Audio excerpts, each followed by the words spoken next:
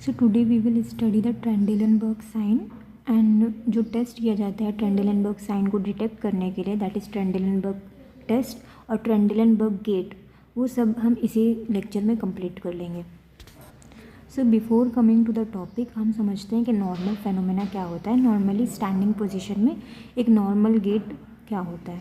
तो in the standing position the gluteus medius and minimus contract when the contralateral leg is raised, preventing the pelvis from drooping on that side. So basically normal है, एक subject standing position में है और उसका एक leg raised है।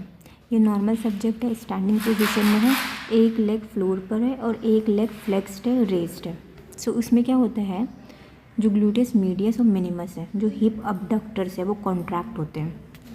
Why they contract, medius and minimus contract होते हैं सो दैट जो हिप है इस साइड का वो ड्रूप ना हो, वो उस साइड गिर ना जाए, स्टेडी रहे, हिप दोनों साइड की स्टेबल रहे। सो ये नॉर्मल फेनोमेना होता है। लेकिन ट्रेंडेलेनबर्ग साइन में क्या होता है ये देखते हैं। तो इसमें कौन हेल्प कर रहा है हिप को स्टेडी रखने में, स्टेबल रखने में? Obviously hip abductors, that is gluteus medius and minimus. तो ट्रेंडेलेनबर्ग साइन में ऑब्वियसली क्या होगा, इन मसल्स में डैमेज होगा, मसल्स में टीयरिंग हो सकती है, या फिर ये मसल्स को जो नर्व सप्लाई करती है वो मसल में डैमेज हो सकता है। और इन मसल्स को कौन सप्लाई करता है? Gluteal, superior gluteal nerve. So अब समझते हैं कि ट्रेंडेलेनबर्ग साइन क्या होता है। हमने नॉर्मल फेनोमेना समझ लिया। अब ट्रेंडेलेनबर्ग साइन क्या होता है कि जो ग्लूटियस मिनिमस और ग्लूटियस मीडियस को नर्व सप्लाई है उनमें डैमेज हो गया। तो कौन सी नर्व सप्लाई है? सुपीरियर ग्लूटियल नर्व में डैमेज हो गया है और वो मसल्स पैरालाइज्ड हो गई हैं और पेल्विस अनस्टेडी हो गया, अनस्टेबल हो गया है, पेल्विस ड्रूपिंग होगी, पेल्विस की पेल्विस एक साइड से गिरने लगेगा। उसी को हम क्या कहते हैं? ट्रेंडेलेनबर्ग साइन।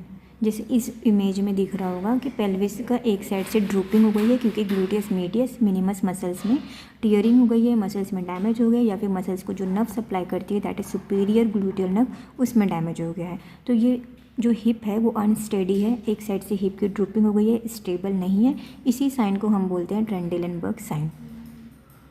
और इसे जो इस साइन को डिटेक्ट करने के लिए जो टेस्ट किया जाता है उसी टेस्ट को हम क्या कहते हैं? ट्रेंडेलेनबर्ग टेस्ट। तो इसमें टेस्ट में क्या किया जाता है, जो ट्रेंडेलेनबर्ग साइन है वो कब प्रोड्यूस होता है? जब पेशेंट को हम स्टैंडिंग पोजीशन में खड़े रहने बोलते हैं।